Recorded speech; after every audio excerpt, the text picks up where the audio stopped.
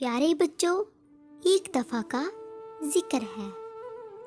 रात का वक्त, हर तरफ खूब अंधेरा छाया हुआ था। उसमें हाथियों का एक झुंड जंगल से गांव की तरफ बढ़ा, लेकिन बदकिस्मती से उस झुंड को गांव वालों ने देख लिया और वहां से भगा दिया। लेकिन उस झुंड में से एक हाथी का बच्चा वहीं रह गया। दूसरी तरफ उसी गांव में जुगनू नाम का एक लड़का अपने माँ बाप के साथ रहता था। वो बहुत ही गरीब था। वो जंगल से लकड़ियाँ काटता और शहर ले जाकर उसे बेच देता। इस तरह उसका गुजर बसर हो रहा था। जुगनू बहुत ही ईमानदार और मासूम लड़का था। एक दिन जब वो लकड़ियाँ काटने जंगल में गया तो उसको अपने पीछे से एक आवाज़ आई। जब वो आवाज़ की सीमत में गया तो वो एक हाथी के बच्चे की आवाज़ थी। जुगनू आगे बढ़कर उसके पास गया और कहने लगा, प्यारे हाथी, तुम क्यों डर रहे हो? तुम्हारे बाकी साथी किधर हैं?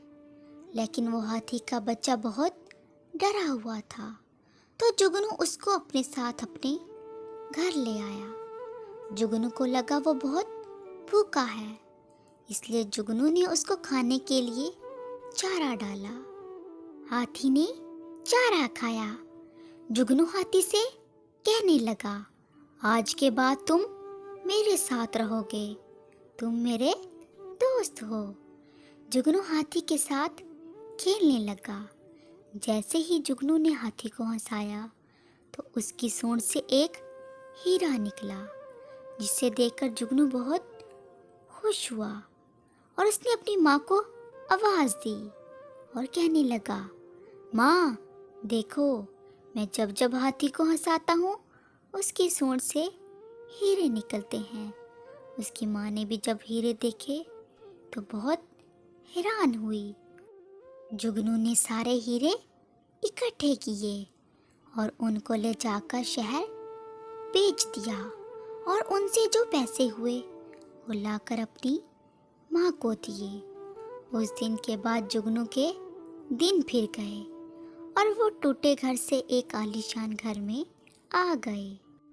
एक रात जुगनू का चचा राजू उनके घर आया और जुगनू से कहने लगा, अरे भाई, क्या माजरा है जो दिन ब दिन इतने अमीर होते जा रहे हो? जुगनू बहुत ही मासूम था। उसने चचा को सब बता दिया कि उसके पास एक जादुई हाथी है, जिसको वो हंसाता है तो उसके सूंड से हीरे निकलते हैं, जिनको बेचकर वो अमीर हो गया है। राजू चचा सारा राज मालूम करने के बाद सोने का डरामा करता है और जब सब सो जाते हैं तो उठ खड़ा होता है, इधर उधर देखता है और फिर जाकर हाथी चुरा लेता है और हाथी को अपने साथ जंगल ले जाता है और हाथी से कहता है, ओ हाथी, मुझे भी जल्दी जल्दी हीरे दे दो ताकि मैं भी रातों रात अमीर हो जाऊं। लेकिन हाथी उसे हीरे नहीं देता।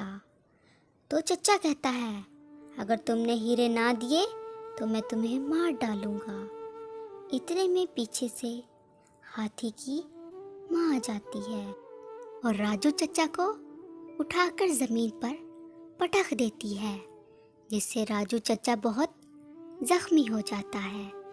इतने में वहाँ पर जुगनू भी आ जाता है।